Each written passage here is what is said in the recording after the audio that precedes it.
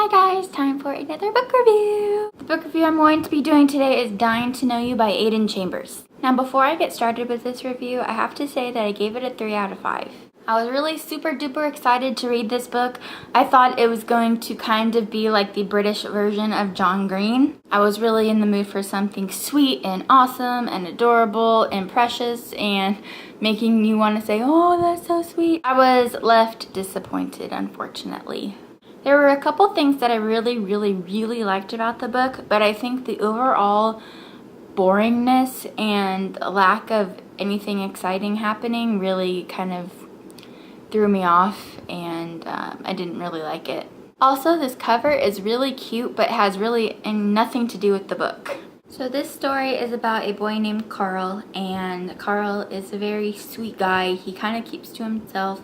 He's one of those people that doesn't really show emotion and doesn't want to talk about his emotions. He clams up, and he is sort of dating this girl named Fiorella, and Fiorella is quite the opposite. She's very vibrant, lively.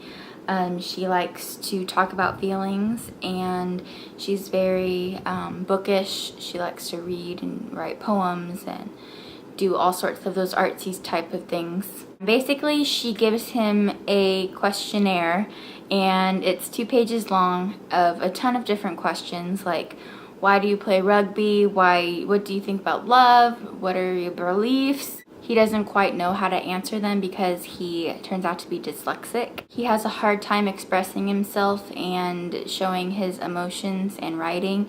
So he goes to Fiorella's favorite author in the world, and he is an elderly gentleman in his 70s, and asks him for help to write the questions. This story starts off as a love story between Fiorella and Carl, but it actually turns into quite the bond between the author and Carl. It kind of morphed into this kind of like a father-son relationship, and that was something I really liked about the book. The author is British, and so some of the slang that is in the book is kind of hard for me to understand. I had to stop and look up a couple things sometimes because I didn't know what they meant, and it made it a little bit hard to read.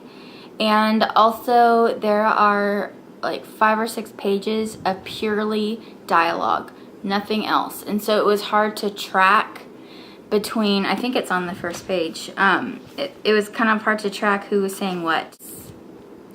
That's the first page, and so sometimes I had to read a couple sentences back to remember who said what.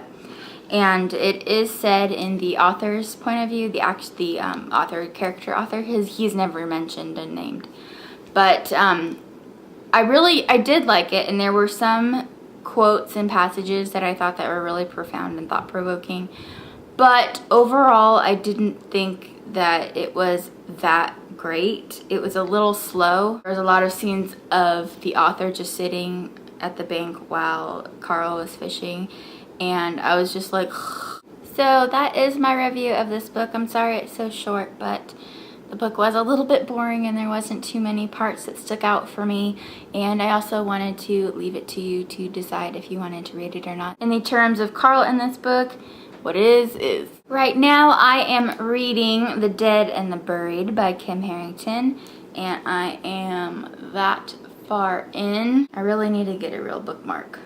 I'm actually really enjoying it so far, and we match, look at that. Ooh. Thank you guys for watching, and I'll see you in the next video. Bye.